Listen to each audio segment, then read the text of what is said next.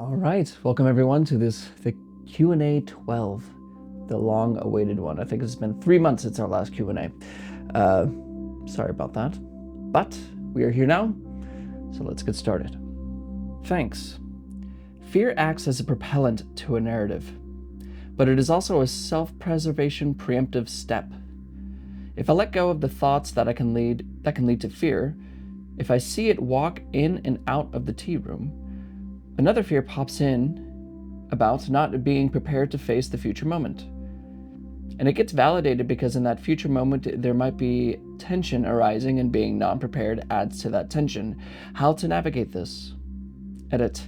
As I read this question again, I can see it's a question out of fear about the future, but the question remains. Yeah, put it all down. There is actually, strangely enough, when you let go of fear, there seems to be a fear that arises. Because from my experience, we tend to hold on to fear as a means of comfort, as a way to have some sort of certainty about our future. But when we let go of the certainty, or even trying to have certainty about the future, there's fear that arises. Weirdly enough, it's fear itself that provides some sort of comfort. So letting go of that fear, there's like this vacuum. There's all of a sudden an empty, wait, what do I have to hold on to for the future? So those thoughts will start showing up again, but it is just more thinking. So in practice, it's essential to not judge the type of thoughts that enter in. So you have even more fear showing up, and then it takes you over a little bit more. It could be a sexual thought. It could be a happy thought. It could be the cure to cancer. As my teacher would say, if you find the cure to cancer when you're meditating, let it go too. I mean, I think you should write it down and then go back to practice. But really, the point is just you don't want to have any thought pull you whatsoever, regardless of what it is. We're not here to negotiate with the mind. We're not here to change the mind. We're here to just let it all go. So as simple and maybe shallow as the answer may be, it is actually a deep answer, but just put it down. Even that thought too, put it down. Does it get easier to leave thoughts behind over time? Sometimes I get so discouraged about how busy my mind insists on being. You say don't beat yourself up about it, but it's hard not to feel frustrated. Well, yes, actually, over time with practice, what happens is not so much that your mind quiets down, but you stop being spellbound by thoughts as much. When you learn to leave thinking alone, that is a kind of skill to just drop it at any moment, and that does require practice. And remember, the mind doesn't have to be quiet. The mind doesn't have to stop running around and being crazy. The mind will keep thinking and worrying and struggling and whatever, but you don't have to constantly, what I say, give the gift of your attention to it. You don't have to keep paying attention to it. You can just leave it alone. So what I hear in your question really is, when do I stop leaving thoughts alone? Because it's not a problem if thoughts are going along. It's just a problem that you're paying attention to them so much. It's like being obsessed with the sounds outside your window. Normally, on a day-to-day basis, you're not really concerned about the sounds outside of your window unless it's like a lawnmower or something. But even then, it's just passing noise. But we don't treat our thoughts that way, but we can. And as you can see, over time, as you just kind of leave thinking alone, it kind of dies down by itself. And I don't know if easier is the right word, but rather you stop. It's like realizing you were wrong about something, and you can't not see that anymore, right? Like if you were wrong about, I hate to single out people, let's say you think the earth is flat, but then you went up to space and you see clearly that, okay, it's a globe. You can't not see that again, unless you try hard to, delude yourself. It's a lot like that. When you see through thoughts, it kind of changes you, and you can see through the spell easier and easier the more you practice. So if you sit though and wait for your mind to be quiet, or if you sit and you wait for things to get easier for you, or you practice in order to get somewhere, then you will just be in this circle and you won't be actually practicing. You'll just be thinking about getting ahead. You'll be thinking about where you want to be and why is it not happening sooner, and why is my thoughts not quieter, and why can't I get here, and what is this? That is a trap, and a lot of people can run into that. That's why they give up meditation, because they start to think about practice rather than actually practicing. Actually practicing is letting it go and returning to the breath. Letting it go and returning to the breath without an outcome or an idea or a goal in mind. No intentions, none of that. Just this. Leaving thinking alone. Just this. Perhaps a question for the Q&A. I'm sorting this out in the meditation classes I guide, and your perspective would be helpful. I've been teaching now for almost a year. Some people seem to have a desire to meditate, but are completely locked into the world of thought. Perhaps the most that some people can do is find a place of calm and relaxation.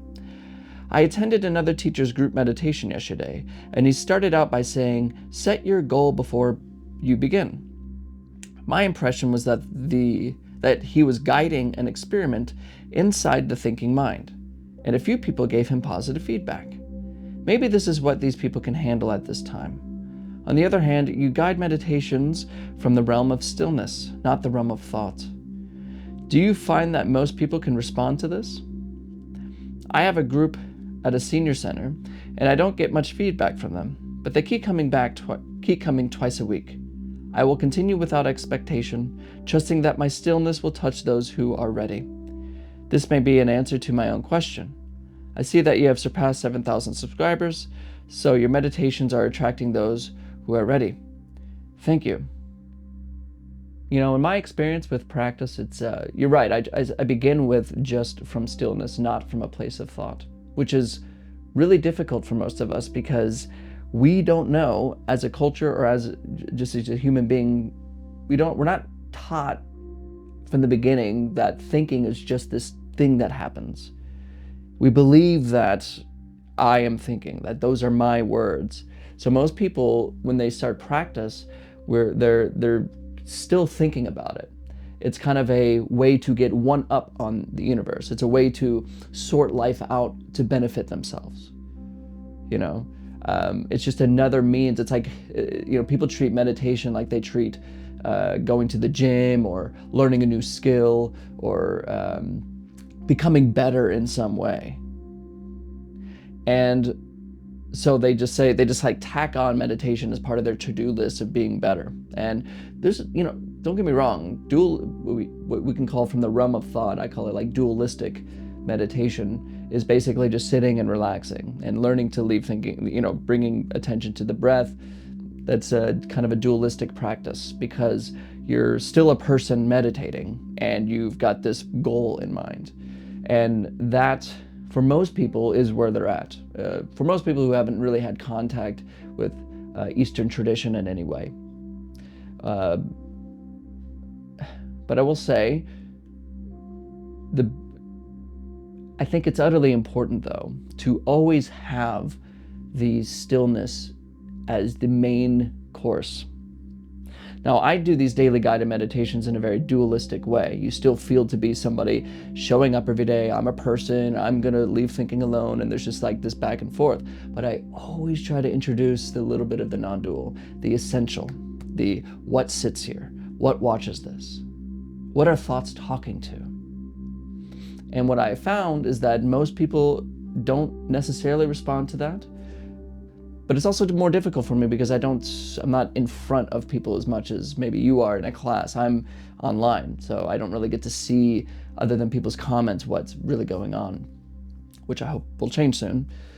So in my experience, it's much more that it's harder for people to really respond to stillness, to this moment alone, which is why starting off with a dualistic practice, I bring attention back to breath is really important. But I would definitely, it's my own opinion, and I would definitely steer away from any kind of goal-driven practice.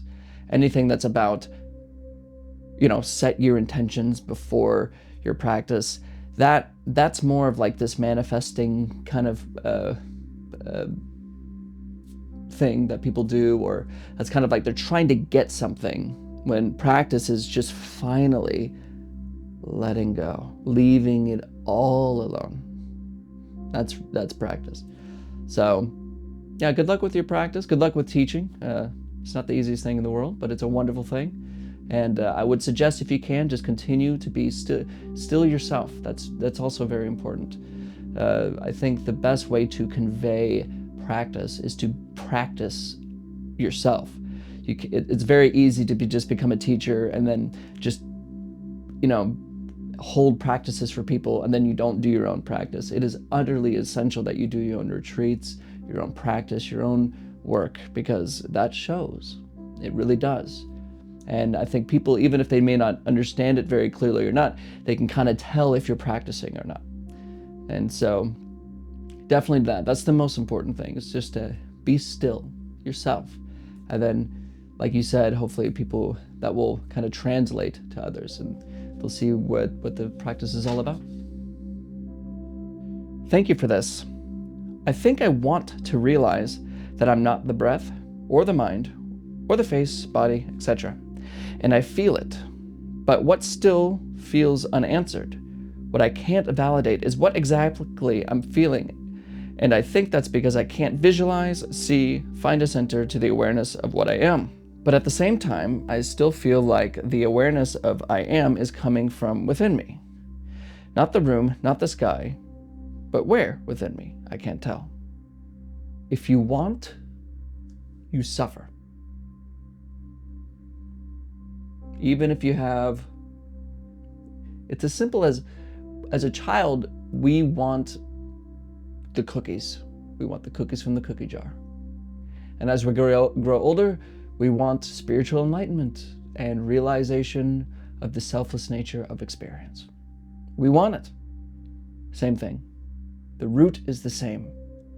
Wanting, desire.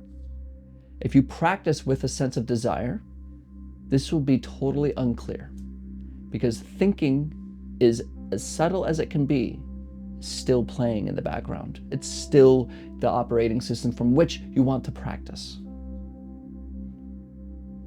So the effort of trying to find, the effort of trying to realize, is itself the hindrance. I know you may have heard that before, but it is utterly essential. When you stop pushing forward, you stop wanting, we're just looking what's left. We're not trying to grab what's left. We're just looking what's left. And yes, you can even be on the edge. You say you could feel it. You could see that there's this selfless nature, this place from which you are aware there's nowhere in the body. You don't feel it in the room, right? What doesn't feel it from the room? Who is talking? What is this?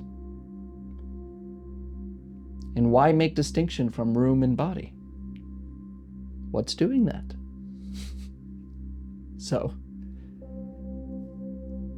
don't worry about the outcome of meditation. Don't worry about what you think you want to realize. Drop it. Just drop it. Stop reaching. You tell me what you see. Not what you want to see. Not what you're trying to see. Not what you grab and hold on for little me.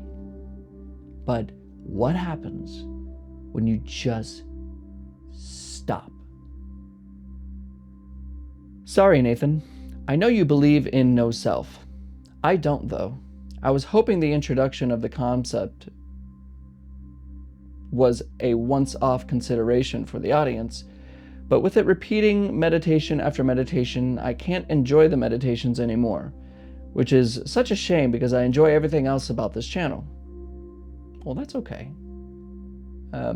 Look, one thing that's really important is that I'm not trying to give you any kind of belief system. Some people call what I'm saying no self. Some people call it a soul. Some people call it God. Some people call it Buddha. From my experience, calling it anything is a huge limiting factor. But I am not here to teach you something. I'm not here, this is why I don't like calling myself a teacher. I'm not here to do anything of that sort. I'm not giving you a belief system. You can believe whatever you want. All I ask is for you to look.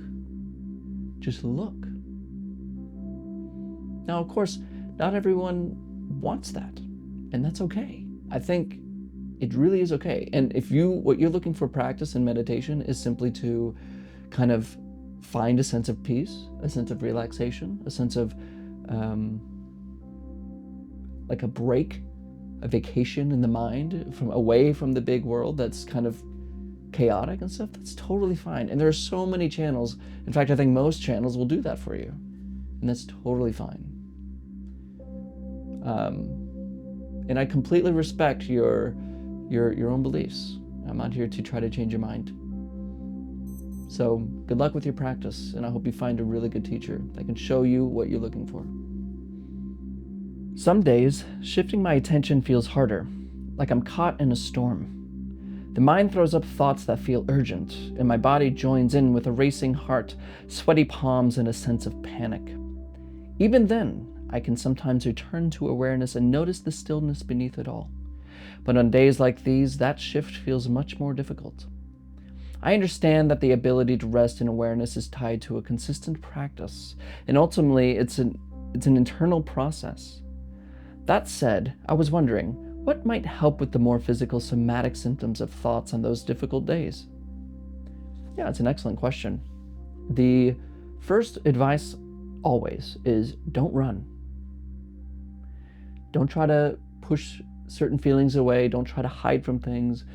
Although it seems urgent, like let's say my experience always is with anxiety. So anxiety shows up, my first reaction, of course, is I don't want this. I don't want this. Get away.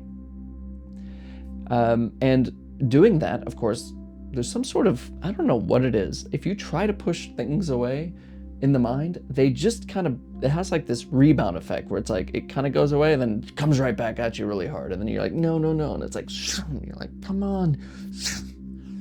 So don't try to push it away. Look at it.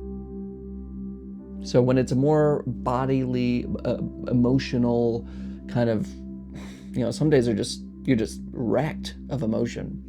And when it's like that, use it as your teacher. And by that, first, of course, don't run, but turn back at it. It's like the advice when people say when you see a ghost, don't run from the ghost. Turn around and face it. And when you do, you'll see that there's no ghost. And when you turn around to face the feelings, the sinking feeling, the tingling, the whatever, the heaviness, investigate it. Instead of calling it anxiety, depression, fear, whatever, just really feel it. What are the atoms of that experience? What is it really, legitimately, without BSing yourself, what is it actually like to feel it? To just feel what you're feeling without running from it. And not feel what you're feeling to get rid of it, but as a genuine sense of curiosity. What is this? What is this? Just feel it. Sit with it. Let it happen. Then, when you really start to just feel it, and you notice that it's not some big, or whatever happens, I'm not even going to say anything, you just really start to feel it, then turn the attention. What feels it? Use it as like a mirror. What feels this? What? This can be felt by what? Can that be felt? Can that be seen? Use it. As Ajahn Chah, and I always say this quote, but it's an excellent quote. As Ajahn Chah says, that which is bothering you, that which is irritating you, that is your teacher. There are days like today of existential dread and lack of feeling settled. The breath is the first and main port of call to get things back into flow, but getting rid of the disturbing thoughts and feelings is providing hard today. How have you overcome your worst moments, Nathan? At times, the disorientation is too much to bear and restoring flow is elusive. Any tips would be very welcome. Thanks in advance. You're going to have a lot of trouble if you're trying to get rid of negative feelings and sensations and even negative thoughts. It can't. What is the thing doing that? What is it that is getting rid of thoughts? What is it that is trying to get back and restore flow? What does that even mean? Really, I'm not trying to be combative, but I really want you to really ask yourself, like, the moment you set up a game, the moment you set up a system to where you're going to avoid the negative, avoid the frustrating, avoid the uncomfortable, and try to restore something that wasn't happening before, like a quote-unquote flow, you're thinking. All of that is a game created by thinking. And I know, trust me, like the last question, the first reaction when we feel anything bad, and it's an understandable reaction, is to run from it, is to try to get rid of it. But you can't. The more you push those things, the more they come back. The harder you push, the harder they come back. Don't ask me why. It just, from my experience, that's how it happens. But from my experience, if you just allow it instead, like stop the running, let it come. Use it as your teacher. See it clearly. And yes, I have had horrible moments in life. I've been through trauma. I've been through crazy stuff. Whatever. Like, I'm not just saying that passively. So it can be very hard. So a little bit more of practical advice is, one, always know that in time, it will pass, period. Nothing can stay. It's impossible. And the more we allow things to happen, the more we allow, the kind of quicker things pass, because we're letting it flow. We're, as you would say, letting it flow. So just time. You don't want to be so judgmental about how your mind is. Why I can't be more clear. Why this day I can't get into the flow and yesterday I could. Just stop. I know it's easy to do, but just stop. Meditation doesn't involve you. It's not about you as you think you are. It's not a selfish thing. And it's not what it can do for me. So allow these things to happen and give it time. Honestly, even if you don't meditate, just give it time. Things do pass, especially if you're in kind of a traumatic situation. And take a nap. Sometimes sleep and water and stuff like that are so simple to just kind of get back on board with things. And avoiding screens and social media, these kind of general things. Avoiding screens, getting some water, getting exercise, and sleeping well. A lot of people start meditation and they should just be doing these things instead. Just get some water, sleep, get a little exercise, get off the screen, stop watching the news, and just enjoy your life. And just do that for a little bit, then start practicing. You know, there's a lot that just bogs us down that unnecessarily so, and we just do some of the basics. So there's really no right answer here other than to continue the practice, which is to leave all of it alone. Don't run from it, leave it alone. And some of the more practical advice, get some sleep, drink some water, get off the news, get off the screens. Let this be the last video you watch today. Don't be scrolling. And little exercise, it really does help. I know that's maybe not what you're looking for, or maybe it is, but it's really that simple sometimes. So good luck. It might sound silly, but lately I've been so absent-minded I'm not even aware of my surroundings. How do I stop it? You're probably just lost in thought. That's why we practice. Most of us are like that. Most of us are so much in our minds thinking we don't know where we are. Like the experience of driving, it's like you get in a car and you got to go somewhere in 15 minutes. And so you don't turn on a video, you don't turn on something, you don't turn on music, and you're sitting there thinking and lost in thought, and then all of a sudden you're there at your destination, and you don't even remember driving. You ever have that experience? Where it's like, well, I'm already here. And you were doing all these things, avoiding people on the road, stopping at stop signs, making right turns, letting people go, but it just all lost you because you were lost in thought. As Sun Sung Sanim would say, it's like when you're thinking, you lose your eyes, you lose your ears, you lose your tongue, you lose your senses, you lose your experience, because thinking has spellbound us. It has taken us away.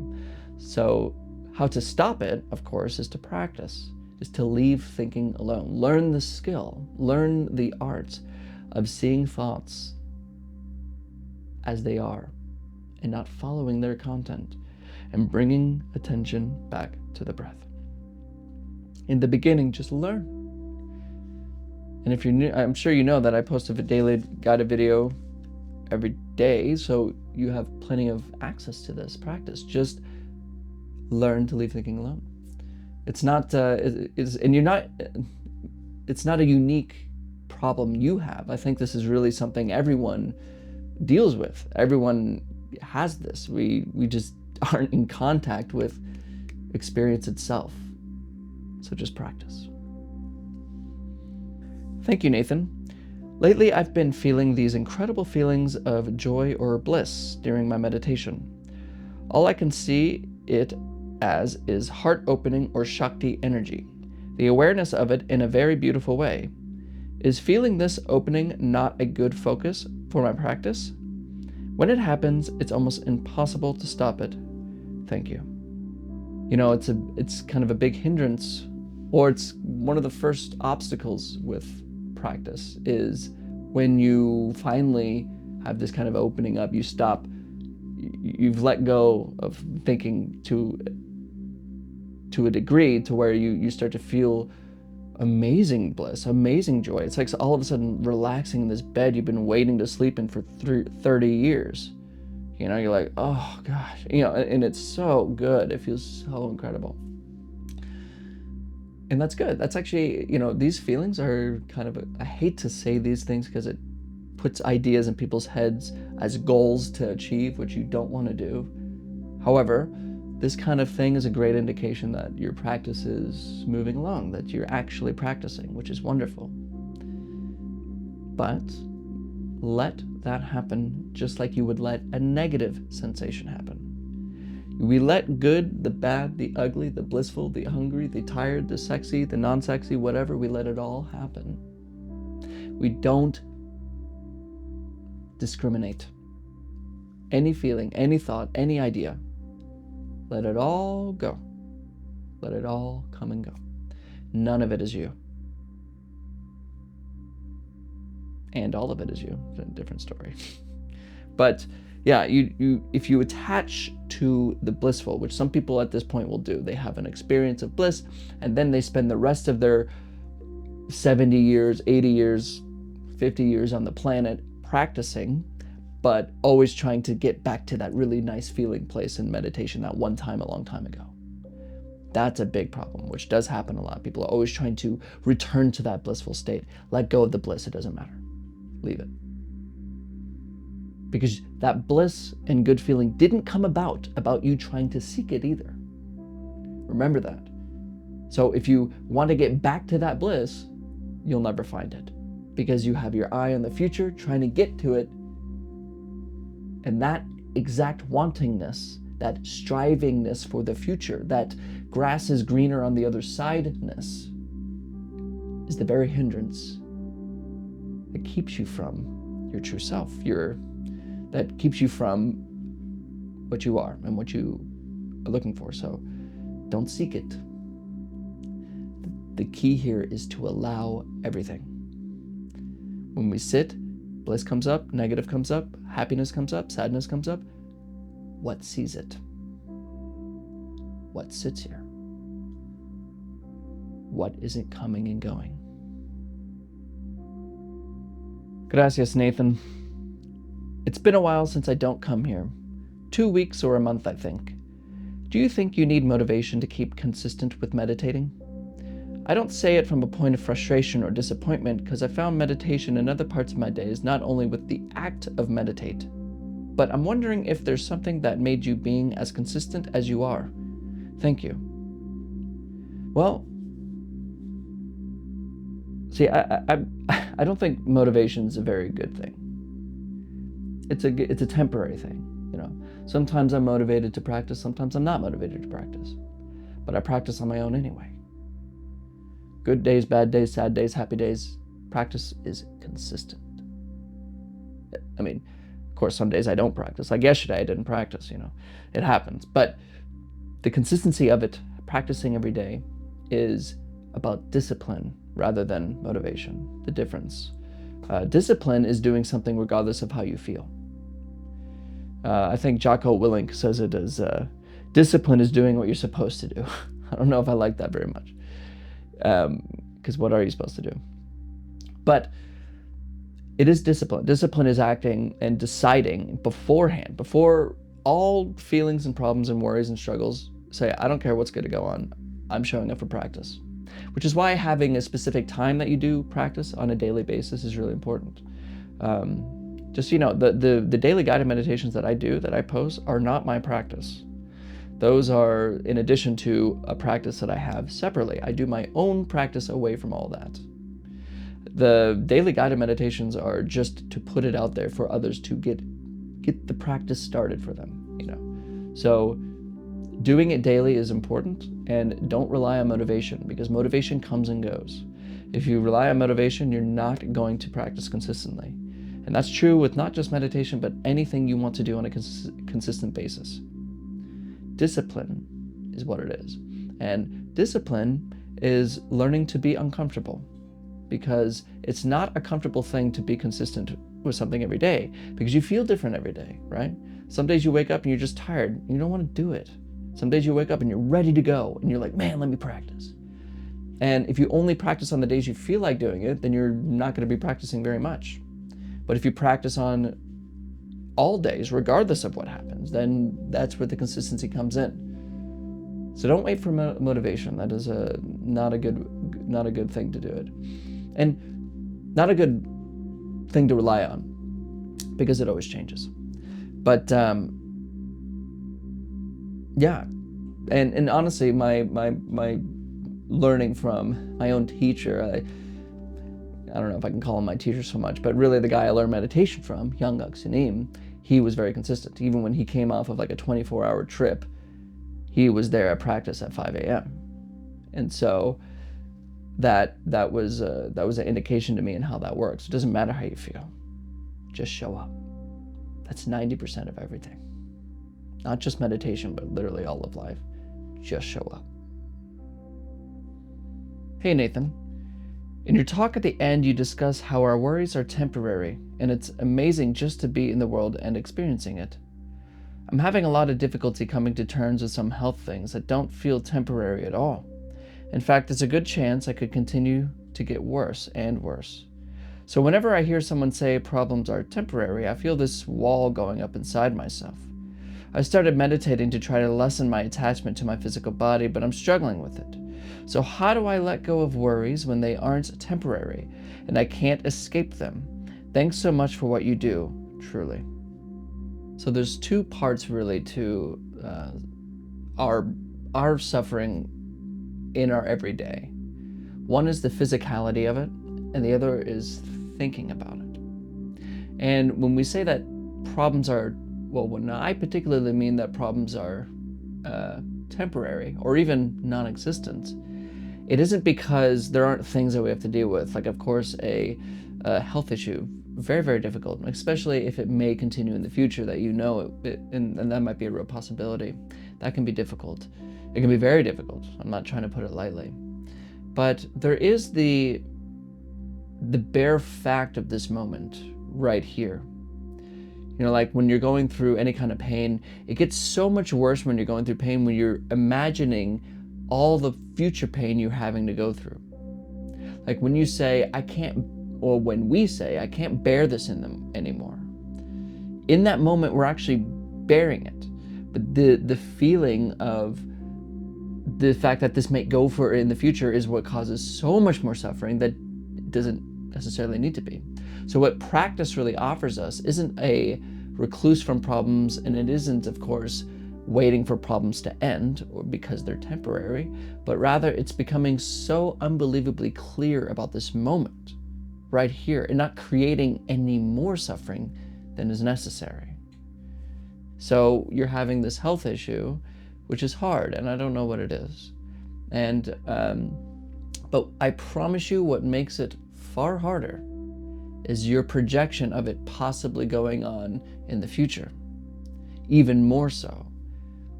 The future is uncertain. Now, I don't know what you've been told, I don't understand your diagnosis, but the future is uncertain. I know that. And to project the pain into the future and saying this is going to continue to happen for years, oh my gosh, what do I do? That's thinking. That's just thinking. That can be let go of. And you can just come into contact with whatever ailment, whatever pain you're going through right now. Which is what practice is about. It's not about telling ourselves a better story, like all problems fall away eventually, that they're temporary. I really mean the fact that all problems are temporary. My dad used to say, all bleeding eventually stops. Even if it kills you, it stops. Which is kind of a funny joke, but the point is that everything is temporary no matter what. Even the universe is temporary. Our universe that we know of.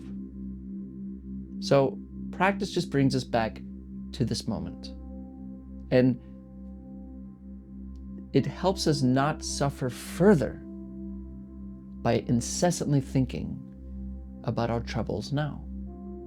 And when you can learn to just be here, then this big scary future just isn't there. So practice. I would love to dig deeper into the emotional part of meditation. Do you have any recommendations on how and where to start with? I mean, besides practice, of course. What I'd like to share here isn't any kind of particular meditation, meaning like we're not meditating with letting go of thoughts or just letting go of the mind only, or dealing with emotions only, even though I have titles that may seem like they're geared at it. What's wonderful about this practice is that it is a one-size-fits-all. It is not a, like you'll see online, like meditation for sleep, which I think I've done, or meditation for this, meditation for that. It's really a gimmick, to be honest, because practice is practice no matter what. It is a total letting go of thinking and an acceptance of experience, which is freedom. So you want to get more involved in the emotional side of it. You're making this dividing line in your mind. You're making thinking categories. You got the thinking part of it, then the emotional side of it. And practice doesn't happen that way. Real practice is letting go of distinctions. Emotion, thinking, pain, happiness, sadness, loneliness, whatever, it shows up. You don't have to go seeking it. And if you could just stay present and leave the thoughts alone, even the categories of sadness, happiness, tiredness, anxiety, emotions, thinking, all categories. So I know you looks like you already knew what I was going to say, but no, it's just practice, really. Now, I'm sure you can find places online like I think Yoga Nidra is really nice, like a kind of a relaxation, an acceptance of emotional stuff. And of course, another thing too is you can use whatever emotion you have as a teacher. So go into the emotion, like I said earlier, to feel the atoms of a particular experience, to really let that emotion, whatever it is, to consume you without talking about it, without naming it. Then you can see clearly what it really is.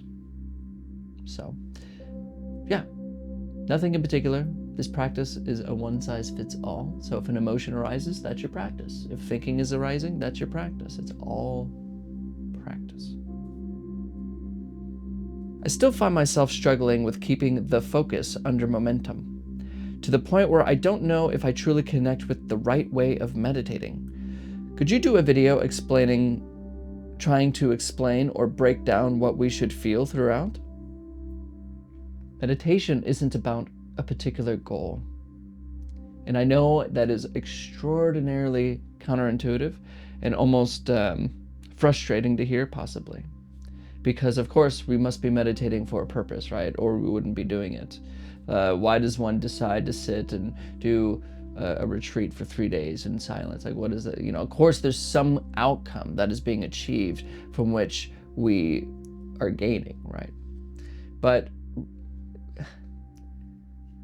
when we actually practice, when there's actually this sitting period, even this moment where I say that meditation never ends, when practice is remembered to happen, then it's not a goal. It's not a thing we're getting after. In fact, every single goal, every single expectation is a hindrance to practice. So, when you ask me, what should I be feeling? How do I know if it's working? How do I know if what I'm doing is the right thing?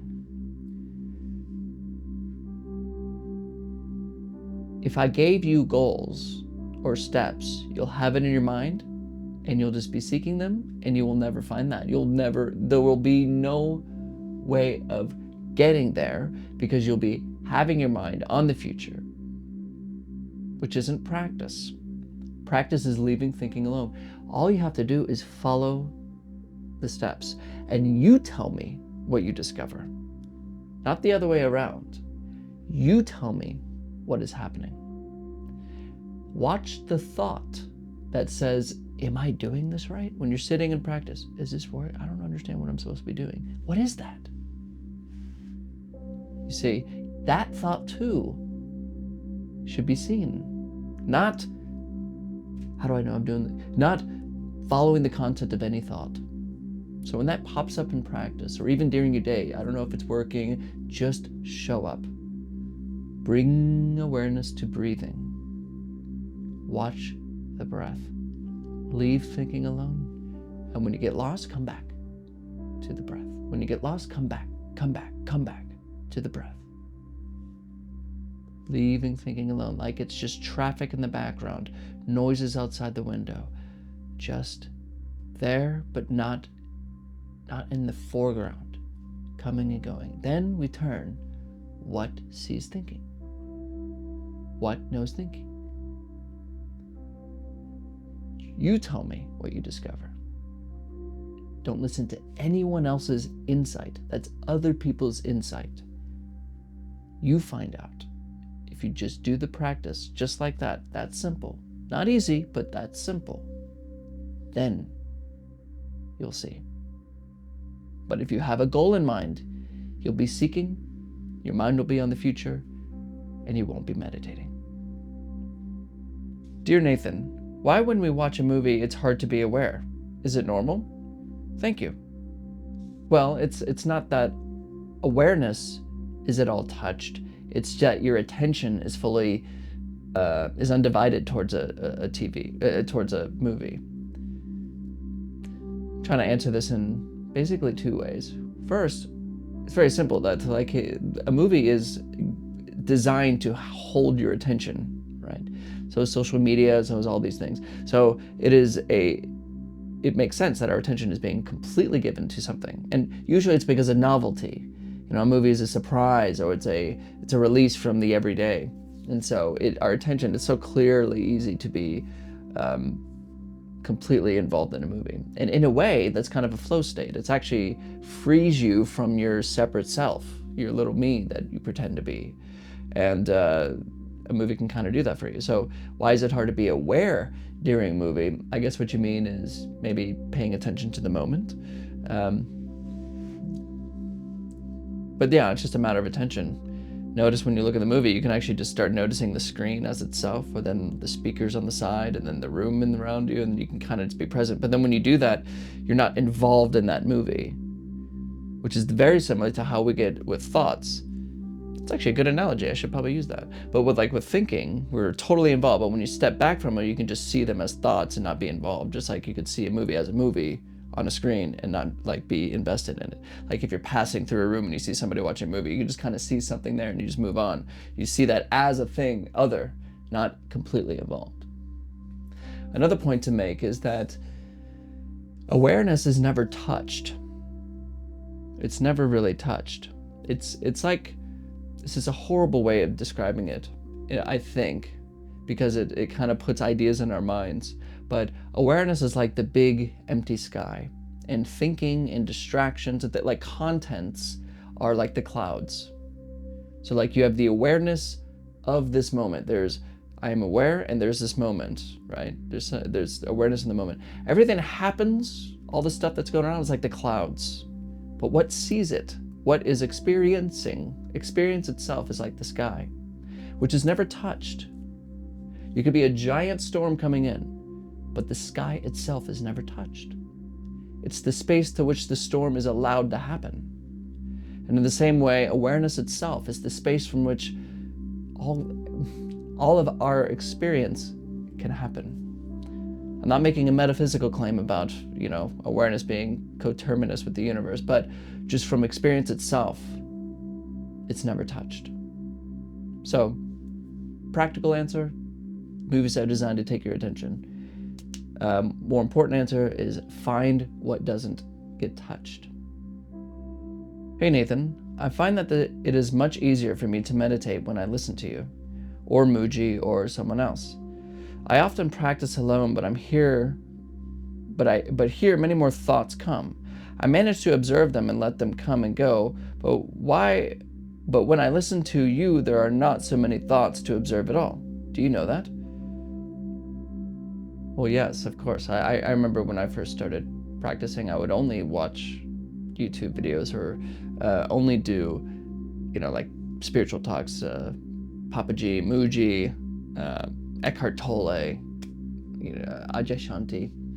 And there's a great feeling because it's easier because you have somebody literally talking to you right now, but and talking about the practice in real time right here.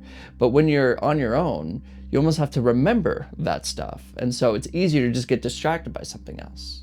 So when you're sitting in practice and you have somebody guiding you, it's kind of like training wheels on a bike. Usually just to learn how to ride this bike, you got these training wheels just to kind of get the feel of it. And then eventually you got to remove those training wheels. So you practicing on your own is taking off the training wheels. You're not listening to somebody else. You're having your own volition, your own practice, which is far more beneficial. It's really riding the bike. I will say that although I post a guided meditation every day, I always encourage people to practice on their own. And I know it's not as fun because for me, when I'd rather listen to a talk and get really inspired than to do the practice. It's kind of like, I don't know if you ever watch motivational videos or self-help books. People can get in this huge loop of just watching motivational videos or reading self-help books that they're always preparing to start, getting really motivated, really inspired, and then they do a little bit here, then they go back to the motivation stuff because it feels better, it's easier. And that too, with these daily guided meditations, I encourage all of you, always practice on your own. The guided meditations are like the training wheels. It's like trying to learn to ride a bike and do the training wheels. Now you can ride a bike with training wheels your whole life, but you'll never be able to ride up a mountain and get better at that. Like you can use a bike and do flips on a ramp. You'll never be able to learn that stuff. You'll never be able to take the trail down the coast because you got your training wheels on and you can only do smooth surfaces. So I'm not trying to have it as a put down, but that's really the truth. And so even if it's uncomfortable, I still encourage you to continue to practice on your own. Eventually, it will become natural. You'll feel it won't be a thing that's the attentive minds. It's Nathan's practice that I need to listen to. It's Muji's practice that I need to listen to. It's somebody else's. It becomes yours. It's not in a personal way, but in a very deep and profound way. And I don't think unless we can have that, we're not actually fully finding out what this practice is about. So it makes sense that it's easier to listen to talks or to listen to other people talk, but it has to be about you. It has to be in silence.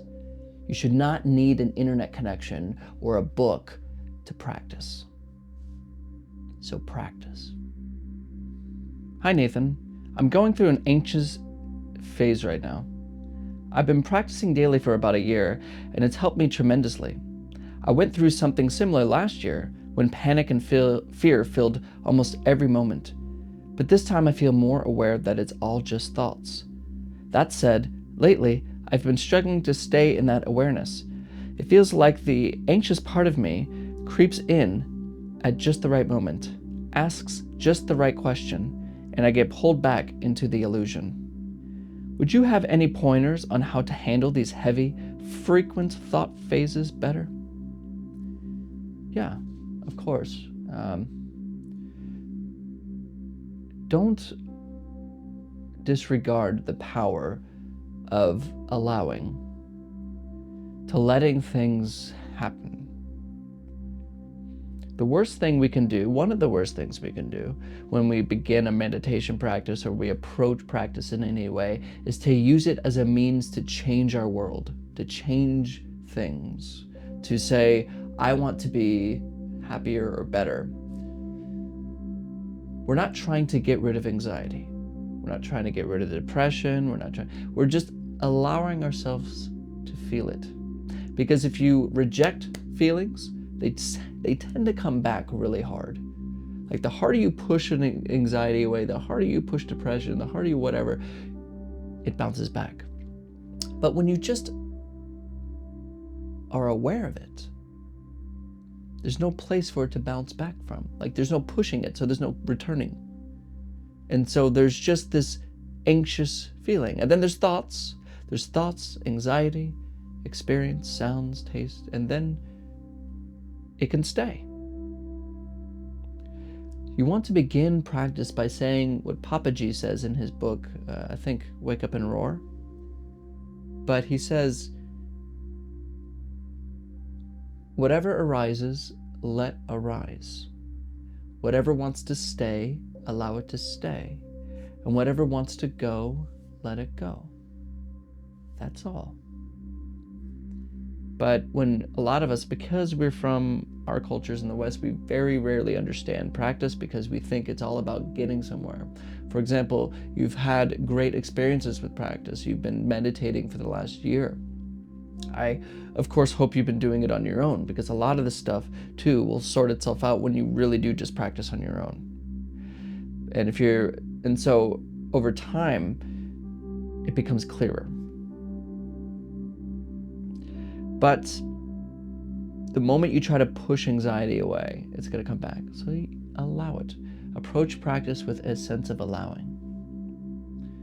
There really is no need to get rid of anxiety. There's no need to get rid of depression. I know how that sounds. But when you just see what is seeing, hear what is hearing, experiencing the experiencer, it's not a thing. See, these words are really bad because it makes it like, oh, there's something that I have to get to. It's more of use everything that is an experience as a mirror, as a practice. What feels anxiety? It's like, yes, anxiety's back. Now I can see what is seeing it. What's resisting it? What's running away? What is that in the first place? Can that be seen? Anxiety can be seen. Can the thing seeing anxiety be seen?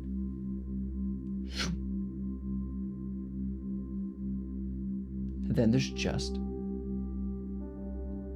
anxiety, thoughts, happiness, sadness. It's all just this. Not 2, not 1, not 0.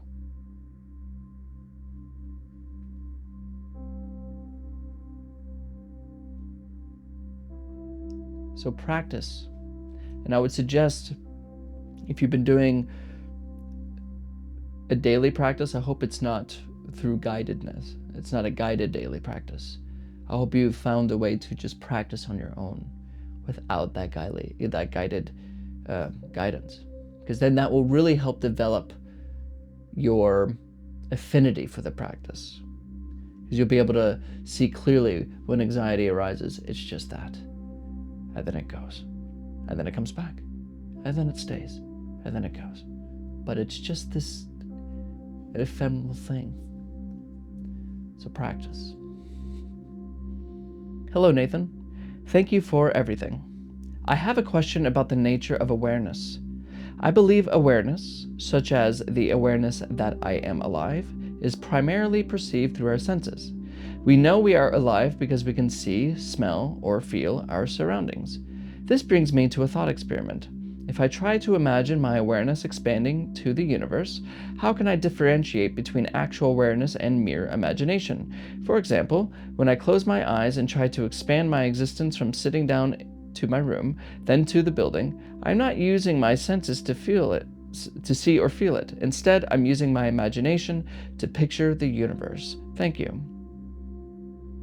That's right. You don't expand awareness. Awareness doesn't move. There is no you to move it. 2 things. You say that the only way we know awareness is because of our senses.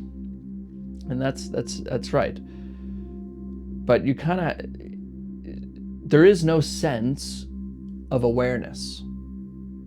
Like, you can't see awareness, hear awareness, taste awareness, smell awareness, feel awareness, experience awareness, because it is that which allows for experience, right? And it's not some spiritual thing. It's just utterly simple and obvious. But it's so obvious. It's just so obvious that it seems grandiose and esoteric. So you say we know that we are aware because we have senses. Okay, but what sees? See, in this moment, you're looking at me, right? And then you know you're aware because you're having an experience of this video. But right now, there's experience of me in the screen here.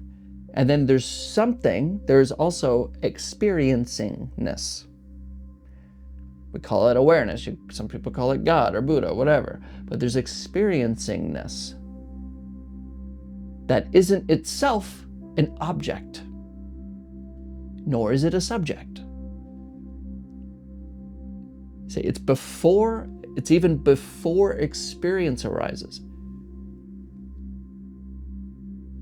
So that's what's so amazing, is because it's like, that's why a lot of people with a lot of practice consider the world, sometimes they say it's like a dream. It's like a movie on a screen. I'm the screen, not the movie. There's smell, taste, sight, sound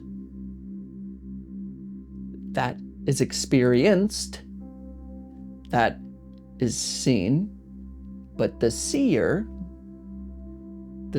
I shouldn't step back because it's not back. The seer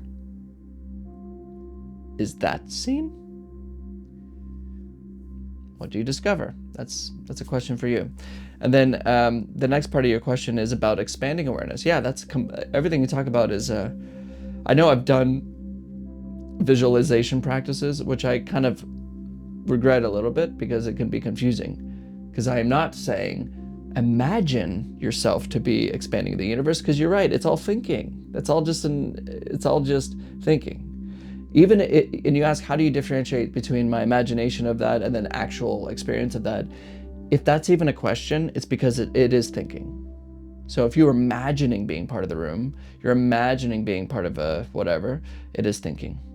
But you can just experiment, rather.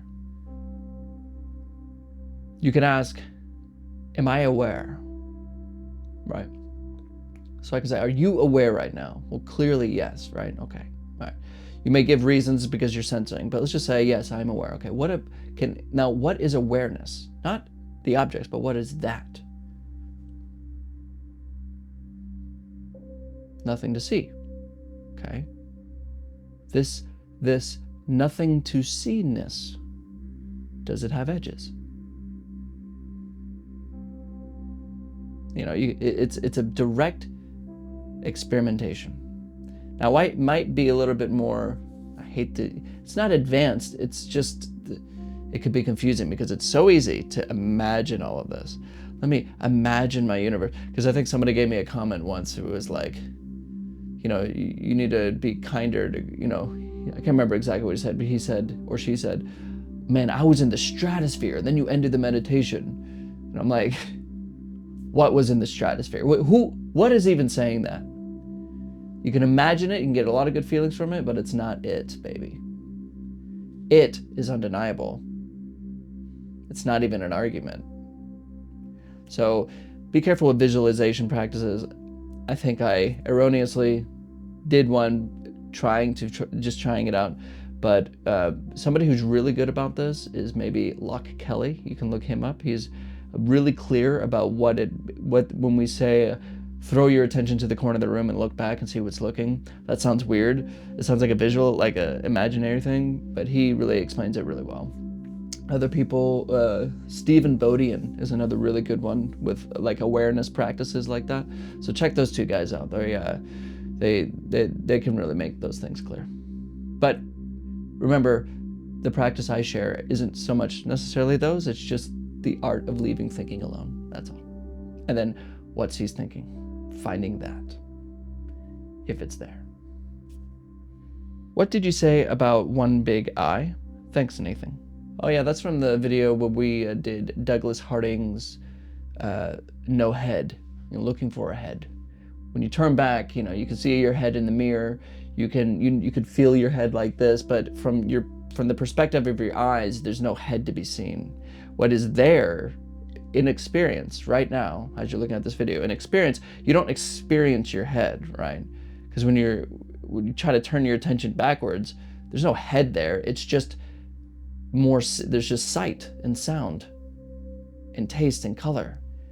It's like one big eye, like a single eye is like a experience. You don't experience two eyes, right? You look in the mirror and you have two eyes. You think you know about your head. That's a knowledge thing. But from this right here, if you're directly honest about direct first-person experience, there's no head there. It's not seen. There's just this, like if you look at your body and you follow it all the way up, and then you see, and then it just kind of gets vague, and then what? Experience. Anyway, so that's what that was just a term used by Douglas Harding on having no head, by the way. If you want to read his book, it's really excellent. But yeah, that's what that was. I have a big problem. Can we still engage in sexual activities while we are going through this journey? This question bothered me a lot because as a 24-year-old gay man, I don't know whether should I go for a relationship with another man or not. But my mind wants sexual experience with men, and sometimes the same mind tells me, don't go for sexual activities, just live without sex because it's just my own thought. I don't know which mind should I believe anymore. I'm confused, Nathan. What should I do then? What is your advice for me to overcome this problem? This question was deleted, by the way, so, but I won't give out who said this question. Yeah, that's a lot of thinking. There's a Zen saying, a Zen poem by Joshu, Zen master Joshu, who said, when tired, sleep, when hungry, eat. And a student asked him, isn't that what we all do? And he says, no, we don't. When you're tired, you dream 1,000 dreams. When you're hungry, you think of 1,000 meals.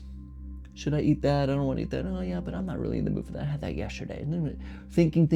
And the same thing with sex. Now, it's a little dangerous to say it that way because it's not like when you're horny, go after it all the time. But there's a certain sense to which our natural desires aren't evil, not all of them, because like sex, for example, isn't really evil unless you're harming others and to achieve it. And to me, I just treat these things like literally everything. As Heraclides said, moderation is key. Or was that? Anyway, it doesn't matter. I got the degree in philosophy. I don't even know. But yeah, like let's say you like Diet Coke. A Diet Coke is fine. It tastes good. 10 Diet Cokes a day is not great. So as long as you're not attached, it's okay. It's okay to have sex. In my opinion, it's okay. You just don't want to be attached to it. If you're attached to it, then you'll have problems, and that'll show up in practice. You'll start thinking a lot about horniness. You'll be imagining the next time you're going to get to watch porn, or whatever it is. I think we can learn from the Catholic Church too, or other traditions even, that sexual repression isn't a healthy thing either. Unless you know how to do that correctly, unless you know how to practice. So don't repress, don't push off. I think it would be a wonderful thing for you to go find yourself a relationship. Why not? What does that have to do with awareness? What does that have to do with anything? Just don't let it consume you. Don't be attached to it. Just let it go. When it comes, it comes. When it doesn't come, it doesn't come. Just be present. Just learn to leave thinking alone. This mind that goes, oh, should I do it? Should I not? I don't know. This mind that's going back and forth like this, leave that alone. That's practice. That's practice. And also, it's important to understand that what you do does matter. So being mindful and knowing about who you engage with and what you and how you behave in the world can come from a place of stillness and awareness.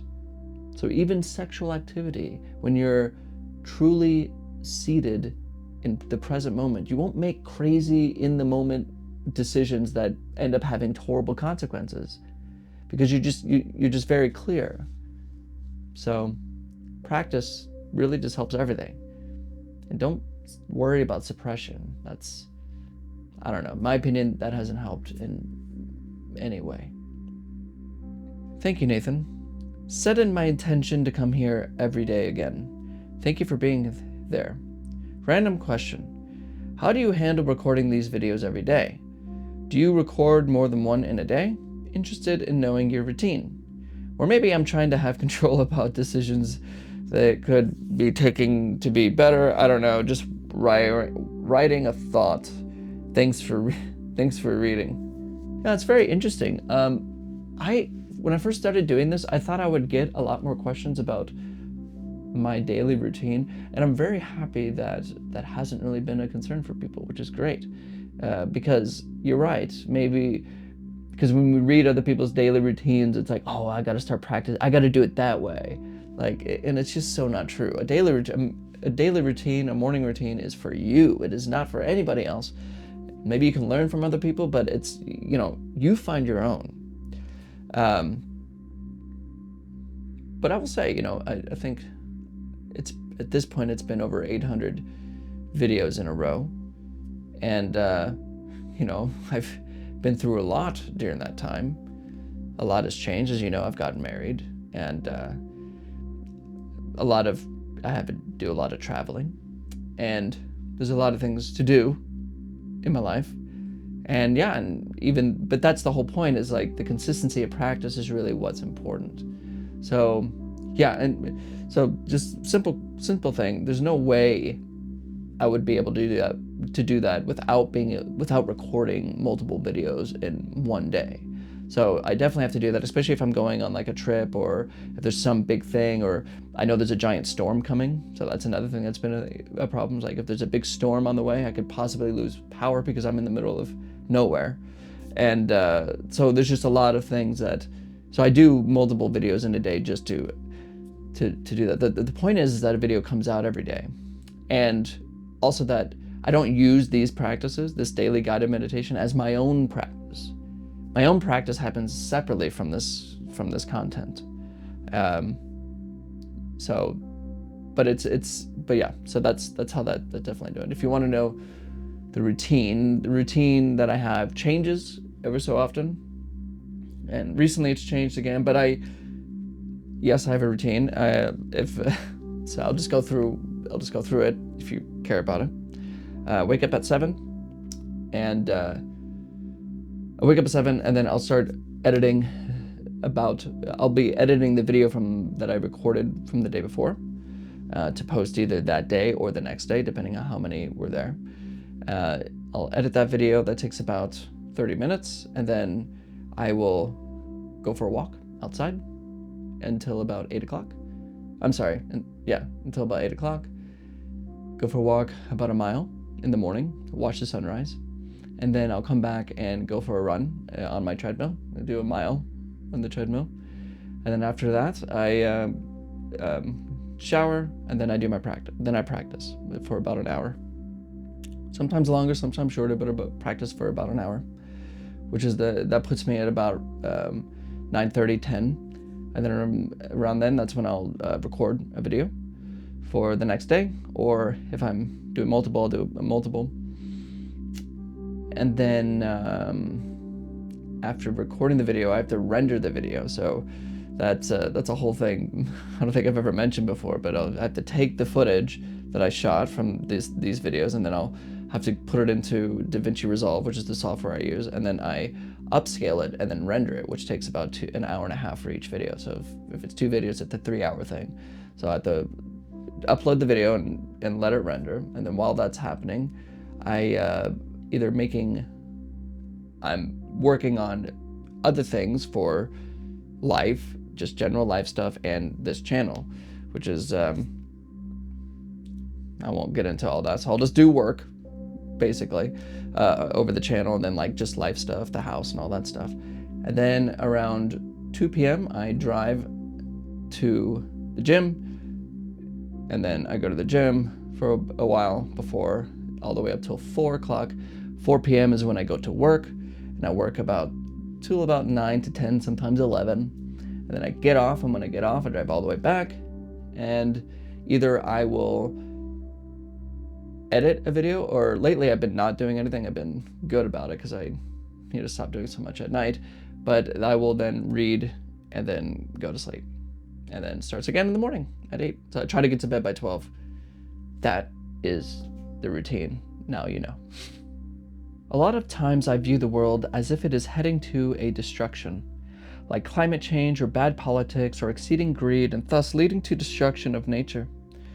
Once I see such things, it's really hard to not think about it. That gives rise to hatred towards many people and helplessness as well. Even if I take a break from these thoughts, when I get back in my routine, I see this only as the reality. How do I make peace in such moments? Well, practically, you can just get off the news and screens. It's, look, I care a lot about the environment too. I hate a lot of the destruction and the crazy politics and all that's going on. Don't get me wrong. It could be we're living kind of insane times right now. However, just remember that the news and media are literally designed to capture your attention. And there's nothing easier than to capture your attention than bad news. Bad news, or even displaying a situation that is worse than it really is the game of media in the news. So practically take time away from it. Just relax, get out of it, because it will drive you nuts to think about all the problems of the world all the time. And it will skew your idea, and it will skew erroneously our beliefs about the world, that you think that the world's going to destruction, or whatever the case may be, that everything's meaningless, or all of that. That is all just an idea. That is all just thinking, and it's all given to us by the news feeds and the social media. So just give that stuff a break. And yeah, the other part is that it is your idea, that the world is suffering, the world's not suffering, the world's an amazing place, the world's a horrible place. That's all just that. Those are just ideas. That's why I always like the moment that became so clear to me was in Alan Watts' lecture, where he says, that the universe isn't material. That's a philosophical position. The universe isn't spiritual. That's also a philosophical. It's a philosophical position. The universe is.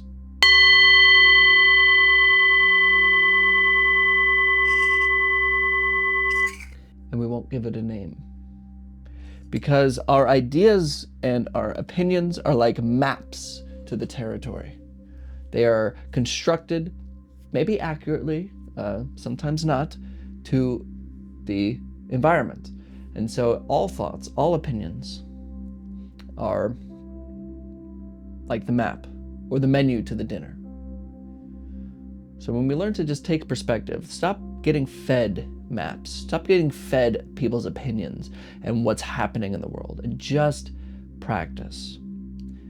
Because practice isn't about changing your idea of the world, it's about becoming utterly present, where thoughts no longer take you away on their scary ride.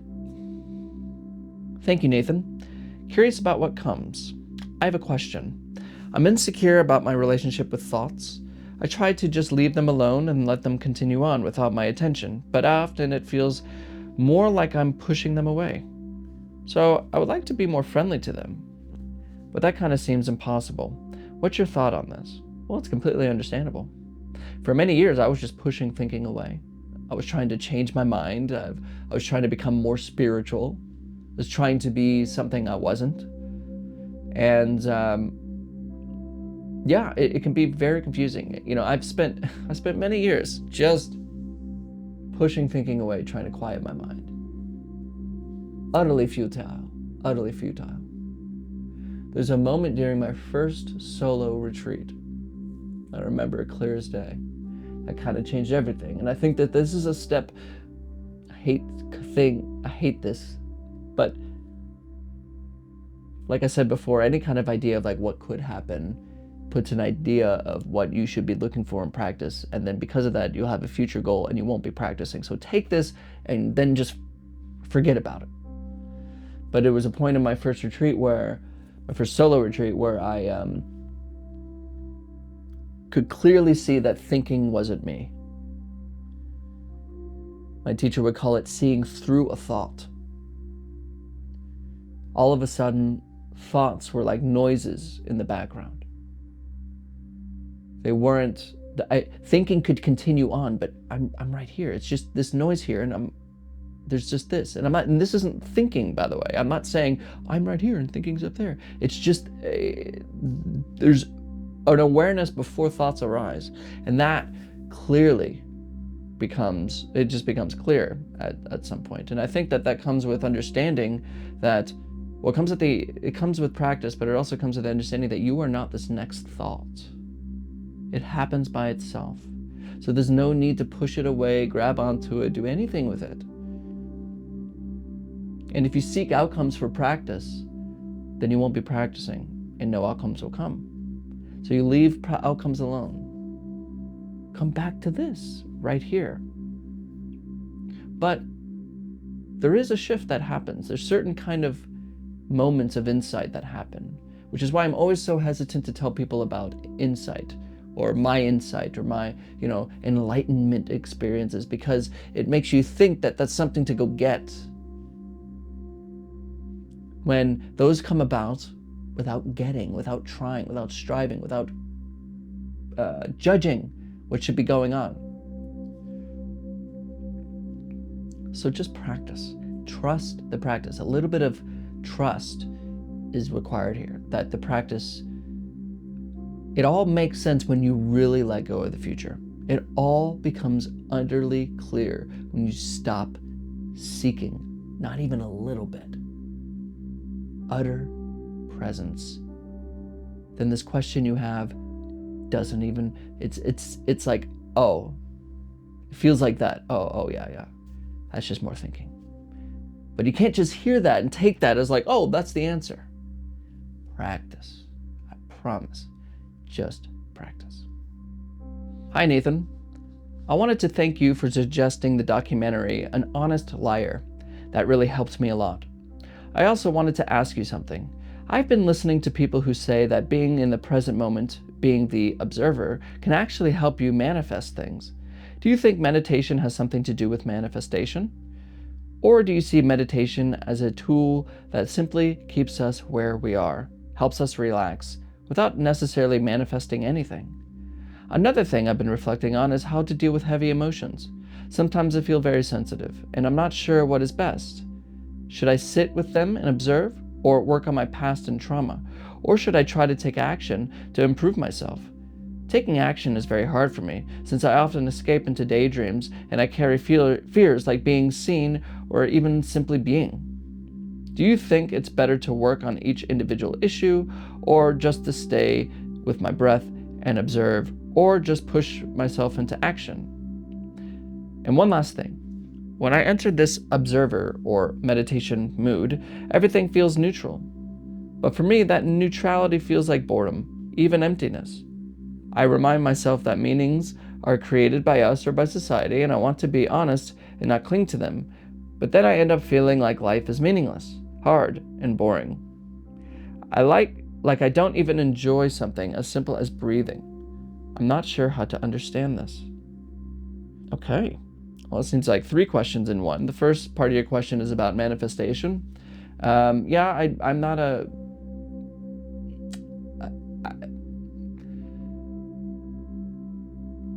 Manifestation, I don't have really an opinion about, other than I don't think that it has anything to do with meditation. If I understand what it is, like I understand people like the law of attraction and stuff like that. I'm just a little wary of anything ego-centered. Because when you say you want to manifest something, it's like something I want. What is that I? I see manifestation a lot like I see astrology or any kind of pseudoscience. I'm a very strong proponent about, I'm a strong proponent, I don't know what I'm saying. I very much care about what can be seen. Like the documentary I told you about, An Honest Liar, where he's dispelling any kind of, pseudoscience and people who say that they can talk to the dead or whatever. Now, believe what you want, but for me, I care about what can actually be seen, what can actually be verified. That matters to me. So things like manifestation and astrology and people's anecdotal evidence and, alternative medicines and stuff like that, even the 90% of the spiritual community online is, I think, not something I think it's something we need to wake up from if we're actually going to practice, personally. I think it's a big hindrance to actually practicing. Like I said, manifestation is about, it strengthens this idea of a little me who wants something. It's almost asking the universe to do something else than what it's given you already. So no, this practice that I share with you has 0 to do with manifestation. If you like to do manifestation stuff, I would suggest going elsewhere. That is not what we're doing here at all. The second question is dealing with heavy emotion. So you ask, should I take action about each individual emotion, or should I just sit and be with the breath? I think it depends on where you're at in life.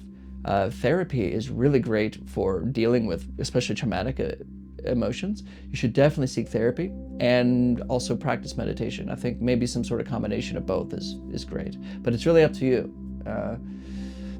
That is a question that you should seek. Like, how serious is this for you? Like, is this like a big problem that's persistent? You should probably see a therapist.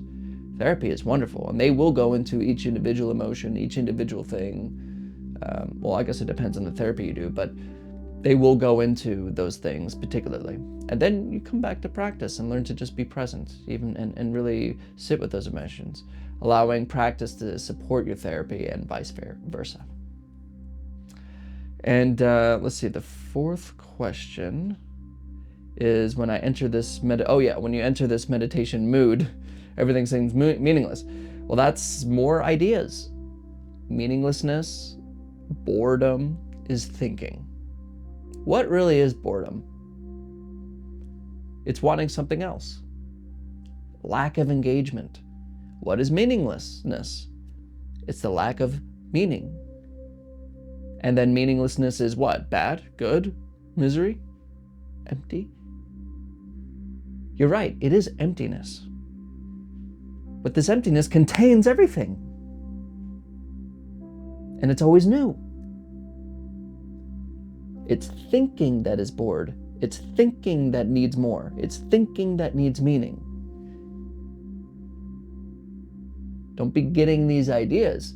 It's not about your opinion. Put it all down. Put it all down. Put it all down. I really enjoy your videos, Nathan. Thank you. I have a vacation coming up and consider doing a 10-day meditation retreat, but if I'm honest, that seems like a big jump. However, following your videos for like an hour a day during that time seems more manageable.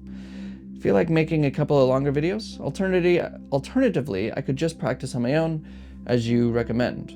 Well, I don't know where you are in your practice. That's one of the downsides of just being kind of on this side of the screen online, where I'm not able to actually interact directly with people. It's hard to see where we're at and kind of determine what's best for you. Like, I asked my teacher, I was like, hey, I want to do a week. And he said, he halted me. He said, look, you should probably just do 3 days.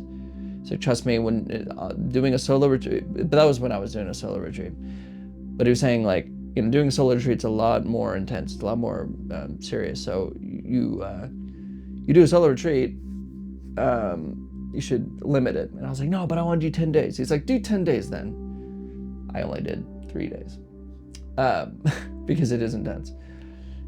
And so I say that for you. Like, if you, it's easy to get motivated and inspired and you want to just do a long stretch. And especially if you've never done it before, I would definitely suggest doing it shorter amounts of time first, even a day. Just do a retreat, do a full day of retreat. Now, it also depends what kind of retreat you're talking about. Like, when you say 10-day retreat here, it sounds like maybe a 10-day Vipassana retreat, which is a little different than what we're doing here. Vipassana is a very different practice.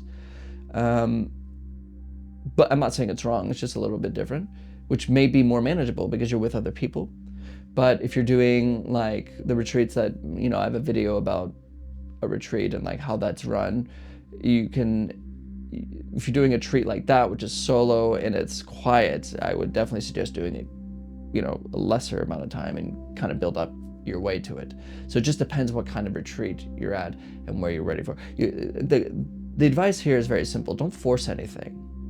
It's okay to be uncomfortable. Don't get me wrong. It's okay to like go into a retreat and be nervous, or like even during the practice, you're, you know, it's kind of a scary first couple days, which is true, especially on a solo retreat. But you don't want to like really go over that edge. You don't want to push it too hard because that's not going to be beneficial. It's kind of like working out, you know. You don't want to go up to the weights and lift 300 pounds. You can't. You know, if you try, like, no, I can't. You'll hurt your back. You'll hurt yourself. Just don't do it. You work yourself up. You work yourself your way up to it. Like, start with 25 pounds and 50 pounds and just keep going. So that'd be my advice. Good luck. I have a question, Nathan. Wake up from thinking. I'm totally on board with that. But how about using mantras when one is meditating? Or using positive affirmations to influence one's mood and mental health? I personally use both a lot, not only in meditation, also when in the shower or making coffee, for example, and it benefits me to do so. So when I'm practicing here with you and you say wake up, I always feel caught when at that exact moment I was repeating a mantra in my head. I wonder how you look at that from your Zen tradition perspective. Well, in Zen, we use mantra a lot. One of the great practices that my teacher gave to me is the practice of repeating the Great Dharani, which is it's kind of a fast mantra. It goes on, if you say it all at once, it's probably like 5 minutes or so. But yeah, that's really great. So a couple things here. First thing, let's talk about the positive affirmation things. That's wonderful that works for you and it gives you a good mood. Do positive affirmations. Just remember that that's not the practice, because positive affirmations is kind of like I was saying about manifestation. It's a little bit more ego-centered, and it's thinking. You know, it's asking. It's telling the universe what's happening. It's like trying to control in a subtle way. But that's okay. Like, if that helps you, wonderful, do it. I would suggest maybe not doing that during practice, though, maybe just try, because it is in a way a form of clinging to thinking a little bit, using thought as a means of having a better outlook or more positive feelings. Because remember, practice isn't about cultivating positivity or cultivating negativity. It's about seeing both. It's not taking either or. It's being free from that game altogether. So be careful with that, but definitely keep doing it. I'm not, by no means am I saying not doing it. Mantra is wonderful if you use it right. So you said here that when I say wake up and thinking, you feel like you're being caught in mantra. So there's a way that I learned how to use mantra, and then there's another way that I think may not be beneficial. The way that I think mantra should be used and how I learned using it is to use it as basically not as a source of focus, but rather a placeholder in the mind of thinking. So like we go, so let's say the mantra is Shimyo Changu de Daradi Namara da Dina Namakaya Bodagija Badai Mujizara Baya Mahazara Baya Mahagaro Nigayom Sababai Sudari Gariada Samina Makadida Baya Mamania Badagija Sebada Bada Ragantana Makadina about the thoughts are going. Like, I wonder if I'm gonna cook dinner. It's riding this wave.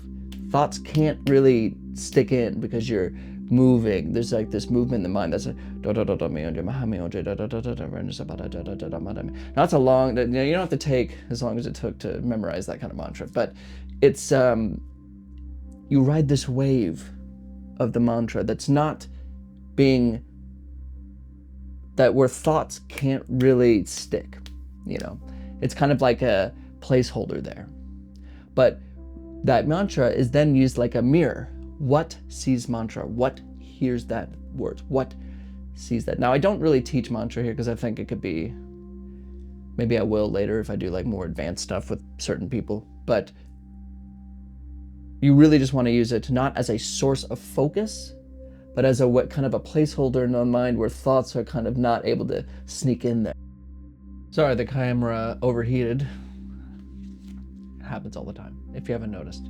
But in the end, last thing really to say is that if you find yourself being caught when I'm saying wake up from thinking or any kind of pointer that I do during the practice, then you're focusing on mantra, using it as another means to get lost in thought. And it's not, I would say, not really beneficial at that point. Then you're just thinking more, like whatever the mantra may be. So if it's catching you, you're not opening. And that's what it is. Like, mantra is a use to kind of replace where thoughts would normally fill that space and allow yourself to kind of step back and see this moment as it is. What sees mantra? What is experiencing it? Thank you, Nathan. Question: can we meditate on the sensations in our body instead of the breath? So not thinking about the sensations or thoughts, just feeling the sensations in the body. I find this helps me get grounded more and aware and out of my head. Yeah, absolutely. Like I say, that all thoughts cut through thinking. I'm sorry, all senses cut through thinking. Like, sight doesn't come at you in words, right? Like the picture that you're seeing right now of me on a screen isn't coming at you in words. They're not thoughts. Hearing, smell, taste, feeling, these aren't words. They're just happenings, experiences. So all of them, even the breath, the reason the breath is used is because it's so easy to pay attention to because it's moving, but you can just as easily pay attention to anywhere else as long as it is, not thinking or you're trying to think about it. What hobbies do you have? What do you do for fun? Well, I love making videos.